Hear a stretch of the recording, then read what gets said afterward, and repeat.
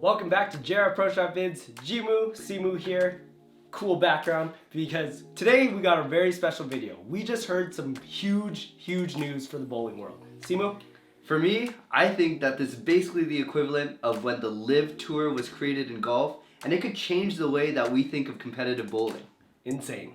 So for those of you that don't know, today was announced that there would be a World Bowling League, and this will be in partnership with IBF, the International Bowling Federation, and they signed to a 20-year contract. So this is brand new news. We just learned about it today. So we're gonna bring you our very honest initial reactions. We're gonna summarize what we learned from the press release from the keynote speech, and then our own questions that we have moving forward and whether or not this is good for bowling.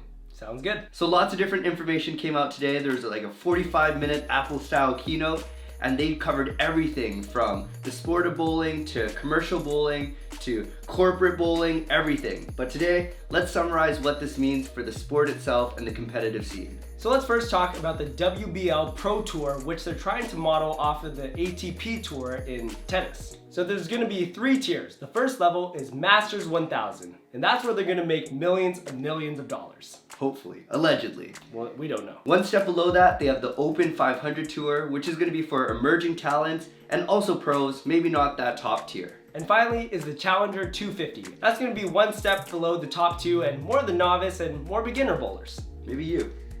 Quiet. So something that they released today, which is really crazy, is what they call the UBPI rankings. And what that means is that they're gonna rank every single bowler in the world, everyone from Jason Belmonte to people like me.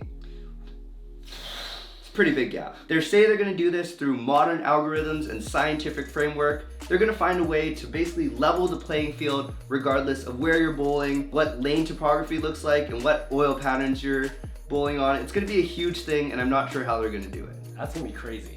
And they also got a new scoring system in the Strike Vision AI. So this is a real-time scoring system to make sure that all scores are gonna be updating, instantly. We should get that for Lucky 9. I wish. That'd be fun.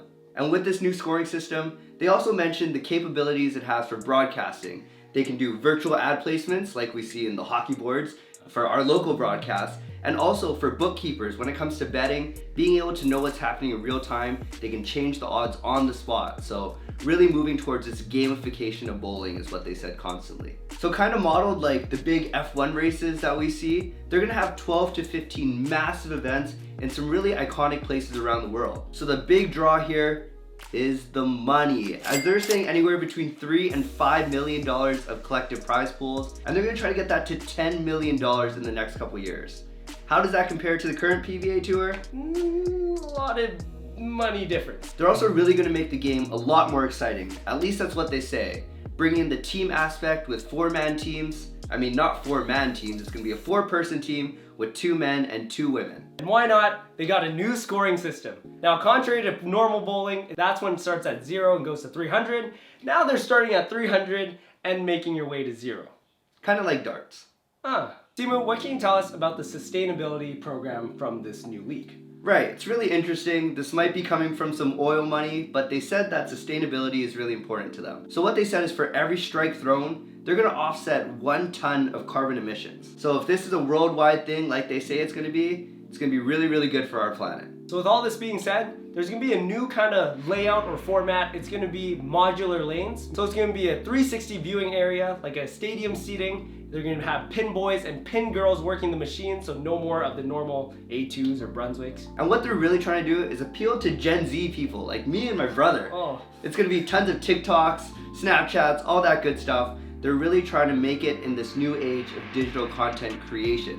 Really trying to get bowling to appeal to the younger audience, which is really interesting considering that the majority of the league bowlers are probably a little bit older than us. We didn't cover a couple other things like the brand new app that they're launching and their new tournament management system. So if you want to learn more about those, we highly recommend you check out the full keynote. It's going to be really interesting to see if people adopt this worldwide. That's about as good of a summary as we can do, given our limited resources between the 2 of us.